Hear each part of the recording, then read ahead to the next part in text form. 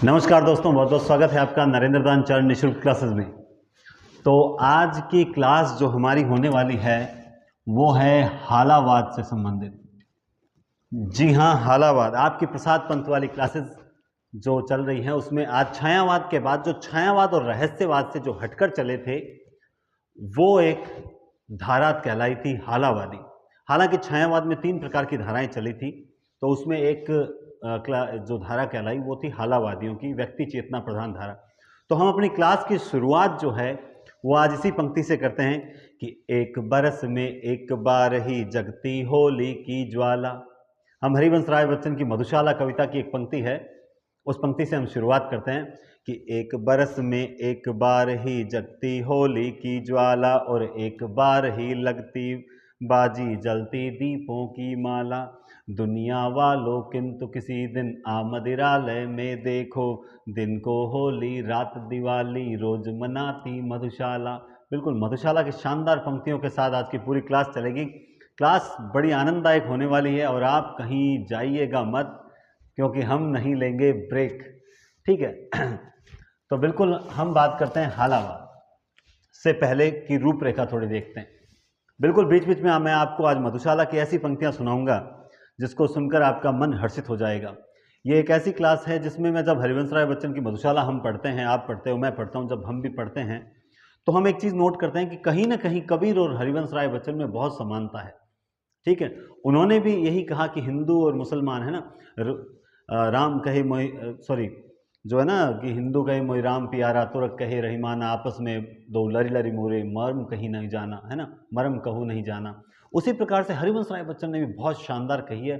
और 100 सुधारकों का काम करती है ये मधुशाला, एक छंद है उसमें वो कहते हैं कि 100 सुधारकों का काम करती है ये मधुशाला। तो कुछ छंदों के साथ बड़ी आनंददायक क्लास होने वाली है, तो हम स्टार्ट करते हैं। देखिए, छायावाद से हटकर जब हम देखते हैं तो 3 प्रकार की धाराएं चलती है। कितने प्रकार की चलती है? 3 प्रकार की धाराएं जो है वो चलती है। पहली धारा जो चलती है व्यक्ति चेतना प्रधान धारा, राष्ट्रीय चेतना प्रधान धारा और समष्टि चेतना प्रधान धारा। तो 3 प्रकार की धाराएं देखती हैं। इस हालावाद का जो काल माना जाता है 1933 से 1936, ये काल जो है वो इसका माना जाता है। आखिर हालावाद का उदय कब होता है, इसे हालावाद किसने कहा? तो मैं आपको बता दूं, इसको हालावाद कहा था जीसीजी, गणपति चंद्रगुप्त ने। कहते हैं कि जब रोमांस जो होता है या फिर स्वच्छंदतावाद, रोमांस या स्वच्छंदतावाद प्रवृत्ति जब अपने चरमोत्कर्ष पर चली जाती है कि प्रेम से बढ़कर कुछ भी नहीं, तब कहते हैं हालावाद का उदय होता है। और इस प्रकार की रोमांस या स्वच्छंदतावाद की जो अपनी चरम सीमा वाली जो प्रवृत्ति है, जिसे व्यक्ति चेतना प्रधान काव्यधारा कहा जाता है, इसे ही गणपति चंद्रगुप्त ने हालावाद कहकर पुकारा है। और ये हालावाद जो है वो फारसी साहित्य से प्रभावित माना जाता है। किससे प्रभावित माना जाता है ये हालावाद? ये हालावाद माना जाता है फारसी साहित्य से प्रभावित माना जाता है। खय्याम की मधुशाला जो लिखी थी हरिवंश राय बच्चन ने, सबसे पहली रचना खय्याम की मधुशाला। तो हम ज्यादा इसमें डीप नहीं जाएंगे, मगर ये इतना कह सकते हैं कि व्यक्ति चेतना प्रधान काव्यधारा है। और हालावादियों में सबसे पहला नाम आता है हरिवंश राय बच्चन। हरिवंश राय बच्चन, जैसा कि आप सबको पता है, इनका जन्म 1907 और निधन 2003। इनका जन्म इलाहाबाद में हुआ था। इलाहाबादी थे, बड़े विद्वान थे, इसमें कोई संदेह नहीं है। हमारे कोर्स में आरओ में पहला लेसन इन्हीं का लगता है कि मैं और जग और कहाँ का नाता, मैं बना बना कितने जग रोज मिटाता, जग जिस पृथ्वी पर जोड़ा करता, वैभव में प्रतिपक से उस पृथ्वी को ठुकराता।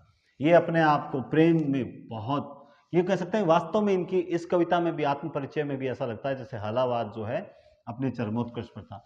इनकी जो सबसे पहली रचना है वो हम पढ़ते हैं खय्याम की मधुशाला।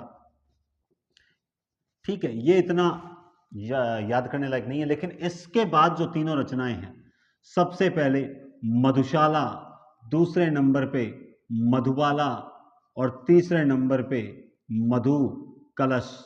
इन तीनों को क्रम याद रखें तो आप याद रखोगे सबक।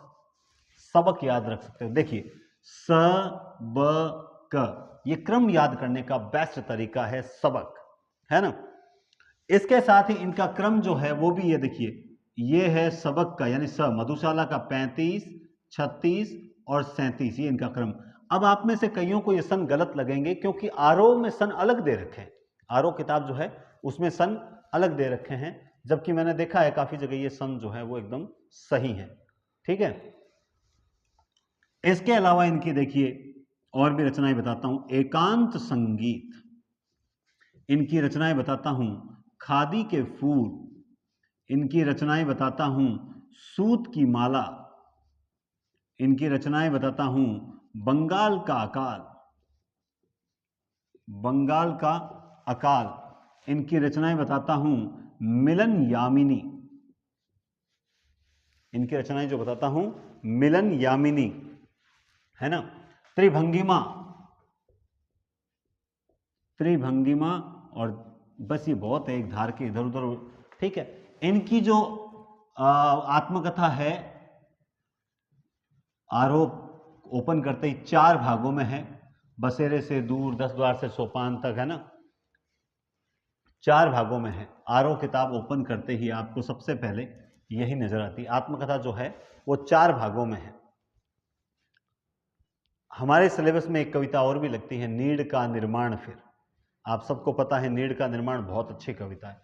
नीड़ का निर्माण फिर नेह का आह्वान फिर नीड़ का निर्माण फिर नेह का आह्वान फिर।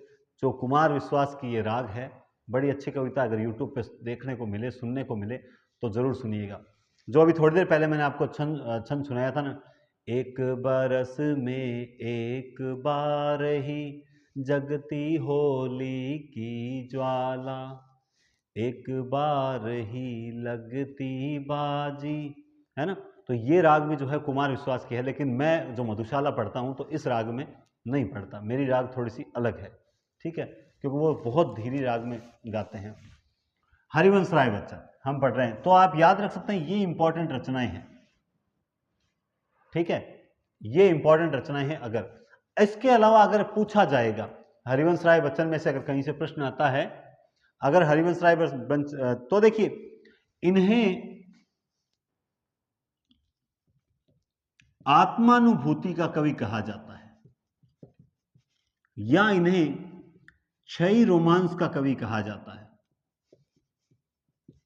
आत्मानुभूति का कवि या क्षयी रोमांस का कवि कहा जाता है। इसके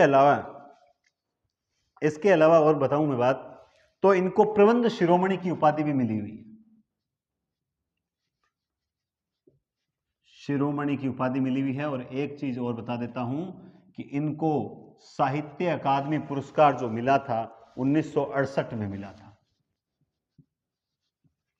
1968 में इनको मिला था साहित्य अकादमी पुरस्कार। 2 चट्टाने मैंने बताई नहीं है ना, 2 चट्टाने,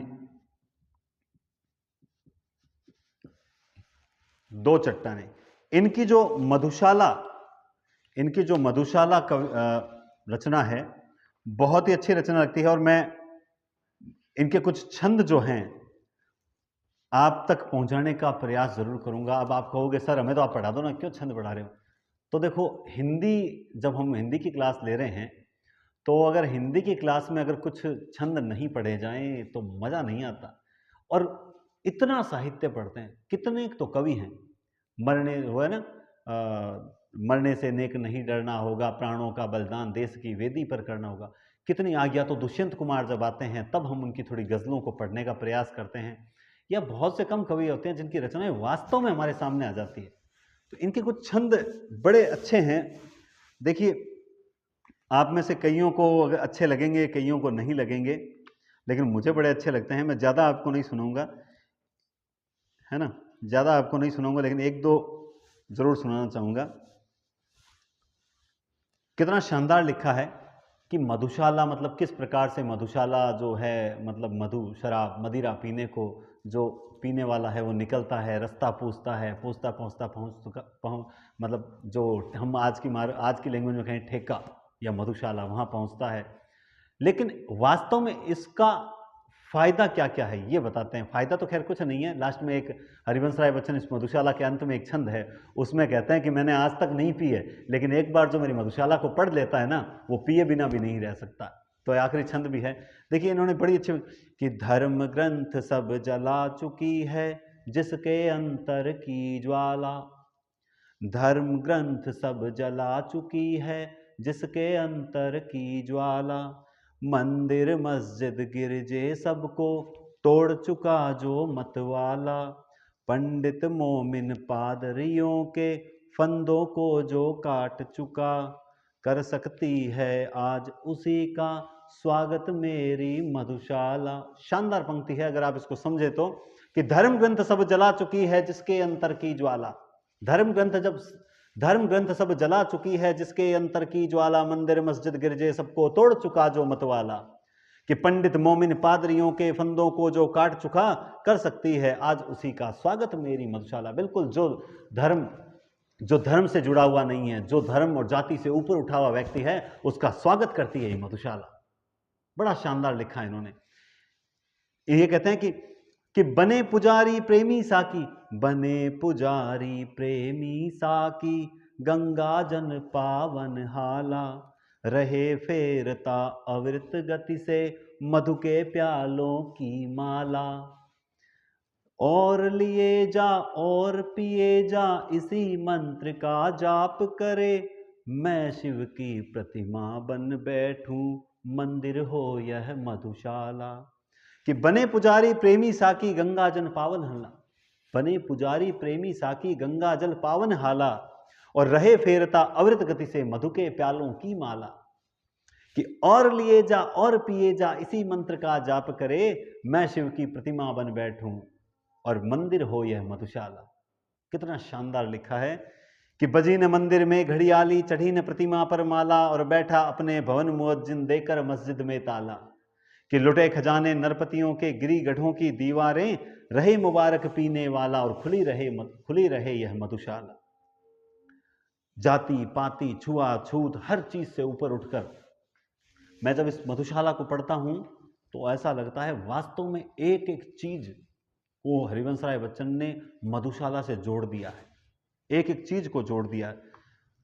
मतलब आप अगर इसे एक दो छंद में आपको और सुनाता हूं, आपको नहीं पसंद आई तो भी सुनाता हूं, और पसंद आ रहा है तो कमेंट करके जरूर बताएं, है ना। आपको पसंद, देखिए कि दुत्कारा मस्जिद ने मुझको कहकर है पीने वाला, ठुकराया ठाकुर द्वारे ने देख हथेली पर प्याला। दुत्कारा मस्जिद ने मुझको कहकर है पीने वाला, ठुकराया ठाकुर द्वारे ने देख हथेली पर प्याला। कहां ठिकाना मिलता जग में भला अभागे काफिर को, कहां ठिकाना मिलता जग में भला अभागे काफिर को, शरण स्थल बनकर यदि अपना न लेती मुझे मधुशाला। जब मुझे ठाकुर द्वारे ने ठुकराया, मस्जिद ने ठुकराया, तब मुझे जो है अपनाने वाली थी मधुशाला। कि मुसलमान ओ हिंदू दो हैं, एक मगर उनका प्याला। देखिए हिंदू मुस्लिमों पर बहुत शानदार लिखी है, आपने अब तक छंद सुने नहीं सुने ये जरूर सुनना। कि मुसलमान ओ हिंदू हैं दो, एक मगर उनका प्याला, एक मगर उनका मदिरालय, एक मगर उनका मदिरालय, एक मगर उनकी हाला। एक ही मदिरालय, एक ही हाला शराब। दोनों रहते एक न जब तक मंदिर मस्जिद ना आते, दोनों रहते एक न जब तक मंदिर मस्जिद में जाते, बैर बढ़ाते मंदिर मस्जिद मेल कराती मधुशाला। बैर कराते मंदिर मस्जिद मेल कराती मधुशाला। छुआछूत पर सुनाता हूं आपको, है ना। छुआछूत पर बड़ा शानदार लिखा है इन्होंने कि कभी न सुन पड़ता इसने हाँ छू दी हो मेरी हाला, कभी न सुन पड़ता हाँ छू दी हो इसने मेरी हाला, कभी न कोई कहता उसने झूठा कर डाला प्याला। और सभी जाति के लोग यहाँ पर साथ बैठकर पीते हैं, 100 सुधारकों का करती है काम अकेले मधुशाला। 100 सुधारकों का काम करती है काम अकेले मधुशाला। शानदार पंक्ति लगती है मुझे ये, कि कभी न सुन पड़ता इसने हाँ छू दी हो मेरी हाला, कभी न कोई कहता हाँ झूठा कर डाला मेरा प्याला, सभी जाति के लोग यहाँ पर साथ बैठकर पीते हैं, 100 सुधारकों का करती है काम अकेले मधुशाला। कुछ पंक्तियाँ मैं आपको, पूरी मधुशाला 4-5 भागों में है और पूरी तो मैंने तो पढ़ रखी है, लेकिन आपको मैं नहीं सुनाने, आपको मुझे जो अच्छे छंद लगे वो उससे शेयर कर रहा हूँ। शायद आपके साहित्य में रुचि उत्पन्न हो तो अच्छी बात है, और नहीं हो तो मेरा प्रयास है, वो कोई दिक्कत नहीं है। देखिए, मतलब इन्होंने एक जगह लिखा है कि मरने के बाद भी, मतलब एक जो हाला पीने वाला, जो मदिरा जाने वाला, मरने के बाद भी उनकी क्या स्थिति रहती है। मेरे ऑफलाइन स्टूडेंट्स को तो मैंने एक दिन काफ़ी सुनाया था, शायद अगर आज देख रहे हो तो, कि देखिए कि यम आएगा, यमराज आता है जब लेने के लिए, कि यम आएगा साकी बनकर साथ लिए काली हाला, यम आएगा साकी बनकर साथ लिए काली हाला, पीन होश में फिर आएगा सुरा विशुद्धि है मतवाला, यह अंतिम बेहोशी, बिल्कुल वो उस दिन अंतिम बेहोशी होगी, यह अंतिम बेहोशी अंतिम साकी अंतिम प्याला है, पथिक प्यार से पीना इसको फिर न मिलेगी मधुशाला। मरने से पहले भी जब मुझे पता चलेगा कि आज मेरी अंतिम है, तब किस प्रकार से उनका व्यवहार होगा कि पथिक प्यार से पीना इसको फिर न मिलेगी मधुशाला। फिर देखिए, अगर जब मरने के बाद, मरने की स्थिति होती है, जब हम कहते हैं कि गंगा जल मुंह में डाला जाता है, पंचामृत है ना, उस वक्त की स्थिति बताते हैं हरिवंश राय बच्चन कि मेरे अधरों पर हो अंतिम वस्तु न तुलसी दल प्याला, मेरे अधरों पर हो मेरे अधरों पर हो अंतिम वस्तु न तुलसी दल प्याला, मेरी जीवा पर हो अंतिम वस्तु न गंगा जल प्याला, न गंगा जल हाला, कि मेरे सौ के पीछे चलने वालों याद इसे रखना, मेरे सौ के पीछे चलने वालों याद इसे रखना, राम राम राम नाम है सत्य न कहना, कहना सच्ची मधुशाला। लास्ट वाली पंक्ति फिर से सुने कि मेरे सौ के पीछे चलने वालों याद इसे रखना, राम नाम है सत्य न कहना, कहना सच्ची मधुशाला, कि मेरे सौ पर वह रोए। आगे सुनिए, आनंद लीजिए, 2 पंक्तियों का आनंद जरूर लीजिए कि मेरे सौ पर वह रोए जिसके आंसू में हो हाला, मेरे शव पर वह रोए जिसके आंसू में हाला, आह भरे वो हो जो सुरभित मदिरा पीकर मतवाला, और आह वो भरे जो सुरभित मदिरा पीकर हो मतवाला। ध्यान से सुनना, दे मुझको वो कांधा, दे मुझको वो कांधा जिनके पगमद डगमग होते हो, दे मुझको वो कांधा जिनके पगमद डगमग होते हो, और जलूं उस ठोर जहां पर कभी रही हो मधुशाला, और जले उस ठोर वहां पर कभी रही हो मधुशाला। आगे श्राद्ध का सुनना, और जब क्या कहते हैं कि सैया पर, मृत्यु सैया पर मतलब लिटाया जाता है और मुखाग्नि दी जाती है, उस वक्त की स्थिति बताते हैं कि और चिता पर जाए उड़ेला पत्र घृत का पर प्याला, जो घी डालते हैं है ना, जो कपाल क्रियाक्रम करते हैं, उस वक्त की स्थिति कि और चिता पर जाए उड़ेला पत्र घृत का पर प्याला, घी नहीं शराब का प्याला उड़ेला जाना चाहिए। कंठ बंधे अंगूर लता में मध्य न जल हो पर हाला, जल नहीं होना चाहिए, गंगा जल नहीं होना चाहिए, हाला होनी चाहिए। कि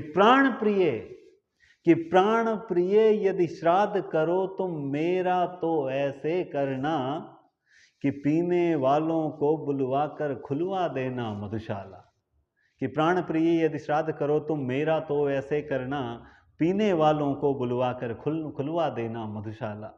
शानदार पंक्तियां लिखी है कि नाम मगर कोई पूछे तो कहना बस पीने वाला, काम ढालना और ढालना सबको मदिरा का प्याला, जाति प्रिय पूछे यदि कोई तो कह देना दीवानों की, धर्म बताना प्यालों की ले माला जपना मधुशाला, है ना। अब यमराज से क्या कहते हैं कि यम ले चलता है मुझको तो चलने दे लेकर हाला। अब जाते हुए भी लास्ट एक इच्छा जो पूछी यमराज ने, तो कहता है कि यम ले चलता है मुझको तो चलने दे लेकर हाला, चलने दे साकी को मेरे साथ लिए कर मैं प्याला। एक साथी तो चाहिए ना, हाथ में प्याला लेकर एक साथी भी तो चाहिए, कि चलने दे साकी को मेरे साथ लिए कर मैं प्याला, स्वर्ग नरक या जहां कहीं भी हो तेरा, स्वर्ग नरक या जहां कहीं भी तेरा जी हो लेकर चल, ठौर सभी है एक तरह के साथ रहे यदि मधुशाला। बिल्कुल सब जगह एक जैसी है, अगर मधुशाला साथ में है तो फिर कोई टेंशन नहीं है।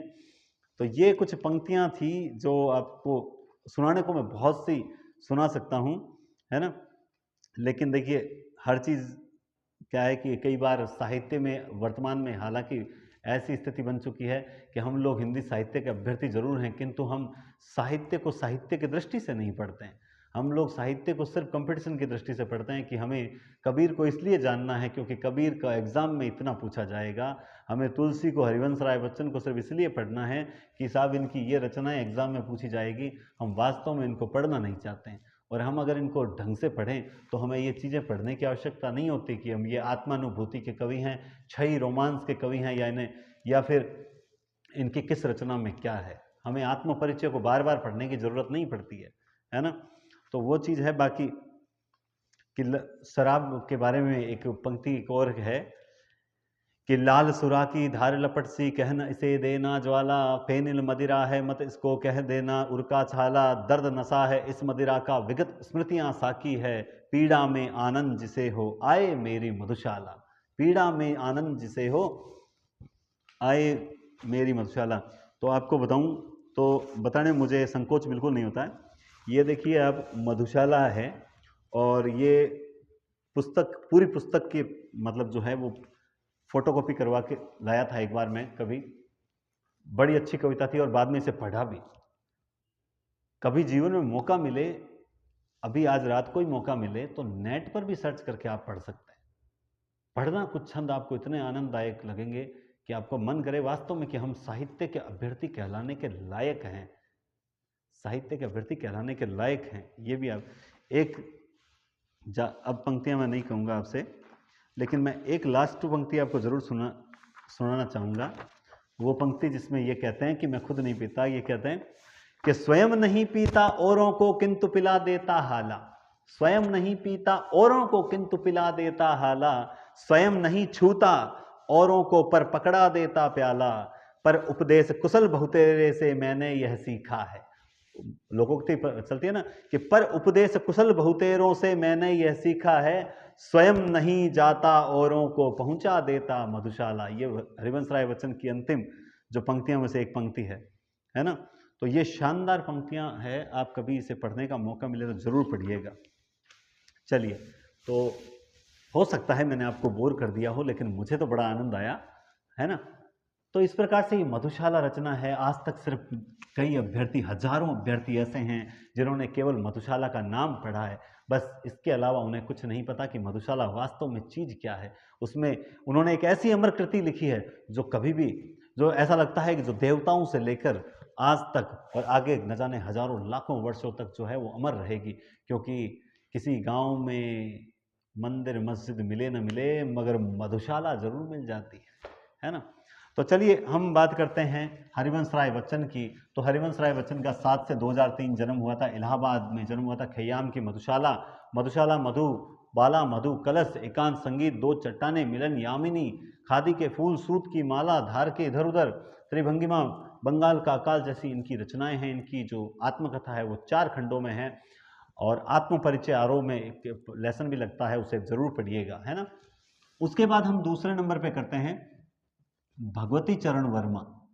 भगवती चरण वर्मा, भगवती चरण वर्मा की खास बात है कि इनकी आपको ज्यादा से ज्यादा 3 रचनाएं याद रखनी है, मधुकण, प्रेम संगीत और मानव। एक तो है, देखो दोस्तों, मधुकण, ये सारे हालावादी हैं इन्होंने। अब वो मधुशाला में चले गए, अब पीछे कण बचा था, मधुकण, ठीक है। एक मानव, ये भी इनकी बहुत प्रमुख कृति है, मधुकण, मानव, और तीसरी कृति जो इनकी है प्रेम संगीत। बस 3 के अलावा चौथी आपको याद नहीं रखने की जरूरत है, ये 3 इंपॉर्टेंट है, ठीक है। मैं बात कर रहा हूं भगवती चरण वर्मा की। क्या कहा जाता है कि ये मस्ती, आवेश और अहम इनकी कविताओं का मतलब, ये मस्ती, आवेश और अहम इनकी कविताओं का एक विषय है, यूं कह सकता हूं कि इनकी कविताओं का एक केंद्र बिंदु है, ये कह सकता हूं तो ज्यादा बेस्ट रहेगा। केंद्र बिंदु, इनकी कविताओं का केंद्र बिंदु क्या है? मस्ती, आवेश और अहम। मानव जो है, या इनको एक और चीज बता देता हूं पहले मानव के बारे में, इनको नियतिवादी कवि कहा जाता है। इनको क्या कहा जाता है? नियतिवादी कवि कहा जाता है। ये इंपॉर्टेंट रचना है। अब रही बात मानव, मानव इसलिए है क्योंकि मानव के अंदर क्या है? प्रगतिवादी तत्व देखने को मिलते हैं। इनकी प्रगतिवादी रचना जो है वो मानव है, क्योंकि आपने कविता का नाम सुना होगा कौन सी कविता? चली आ रही भैंस गाड़ी, चली आ रही भैंस गाड़ी, वो इसी संग्रह की कविता है, चली आ रही भैंस गाड़ी। ठीक है, इसके बाद मैं तीसरे नंबर पे लेता हूं रामेश्वर शुक्ल अंचल को। रामेश्वर शुक्ल अंचल को, रामेश्वर शुक्ल अंचल को।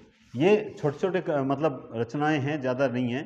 इनके अगर आप याद रहो, ये इनके बारे में सबसे इंपॉर्टेंट बात तो ये है, ये प्रेम और रोमांस के कवि हैं, रोमांस के कवि हैं। इसके अलावा आपने आज ही हमारे यहाँ छायावाद का टेस्ट हुआ था ऑफलाइन में, तो एक प्रश्न पूछा था मैंने, मानसलवाद के प्रवर्तक हैं ये, मानसलवाद के प्रवर्तक हैं, प्रेम और रोमांस के कवि हैं, मानसलवाद के प्रवर्तक हैं।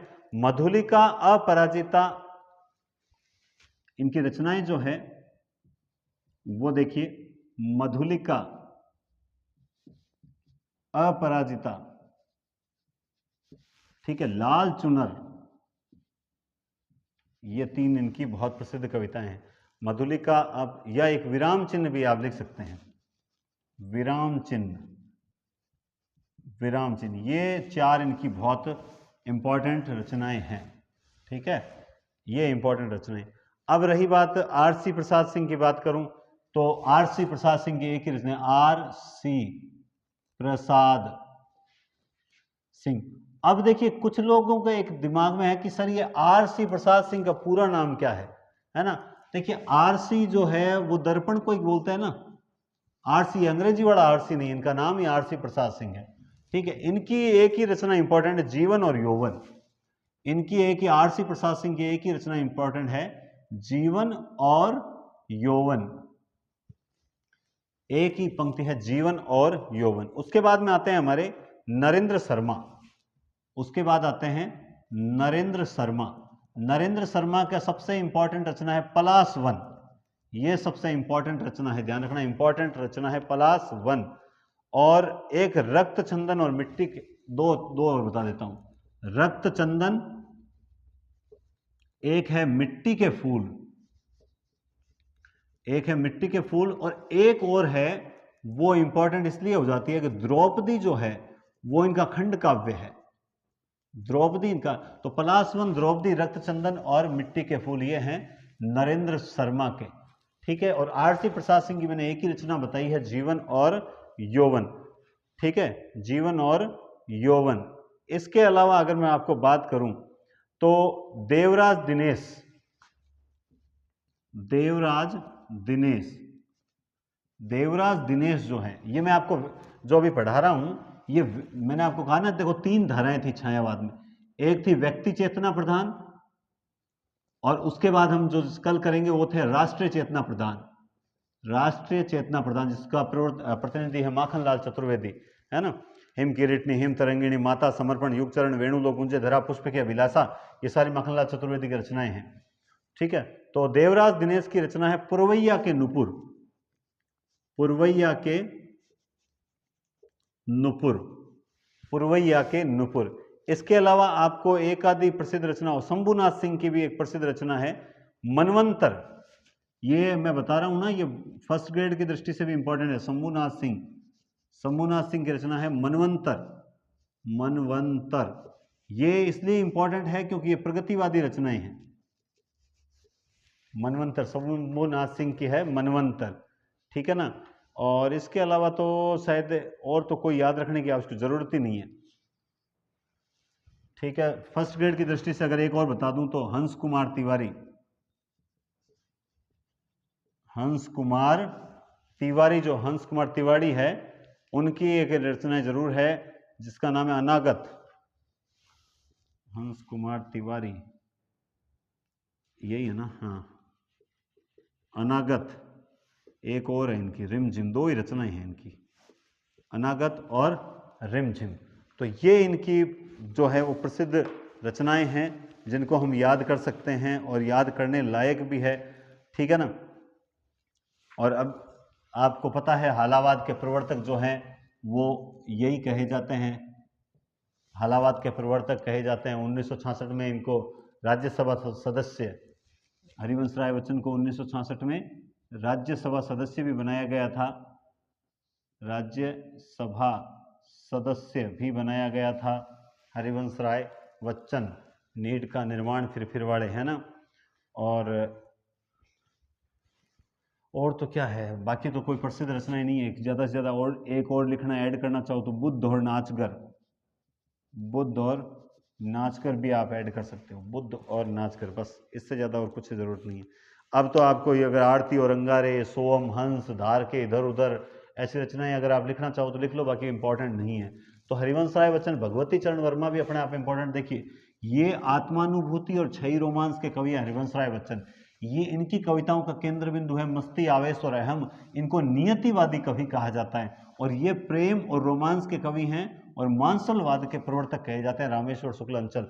इनकी ये जो रचना है कौन सी, मधुलिका, इनकी रचना है मधुकर्ण, और उनकी 3 है, मधुशाला, मधुबाला, मधुकलश।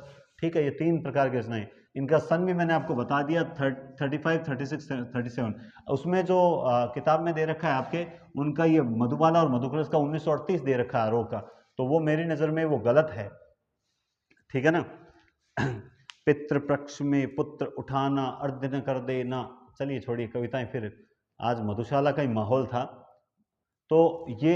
और इसके बाद में मैंने आपको बताया इसकी मधुलिका इंपॉर्टेंट है। आरसी प्रसाद सिंह के जीवन और यौवन, नरेंद्र शर्मा के पलासवन, द्रौपदी, रक्तचंदन, मिट्टी के फूल, देवराज दिनेश के पुरवैया के नुपुर, शंभुनाथ सिंह के मनवंतर, क्योंकि ये प्रगतिवादी रचना है। हंस कुमार तिवारी की जो है अनागत और रिमझिम जो है, ये अपने आप में बहुत इंपॉर्टेंट कविता है। तो ये आपकी एक धारा कंप्लीट होती है, छायावाद की व्यक्ति प्रधान धारा। और कल की जो क्लास होगी उसमें मैं राष्ट्रीय चेतना प्रधान माखनलाल चतुर्वेदी, जो हिम किरीटनी, हिम तरंगिणी, माता, समर्पण, युगधारा है ना, पुष्प की अभिलाषा, सारी रचनाओं के साथ, और 4-5 कवि और हैं। राष्ट्रीय चेतना और समष्टि चेतना दोनों, यानी छायावाद कल की डेट में आपका कंप्लीट हो जाएगा। छायावाद में उसके बाद किसी प्रकार की कोई दिक्कत नहीं होगी। तो आज की क्लास फिर से आपको मिल जाती है। फिर भी कोई अगर कमी रह गई हो तो ज़रूर बताएं, कोई दिक्कत नहीं है। कमियां मनुष्य के मूल में है, तो कमियां हो जाती हैं, हम सुधार जरूर करेंगे। और आनंद के साथ पढ़िए, आनंद, क्योंकि जहां रसानुभूति नहीं वहां हिंदी नहीं है।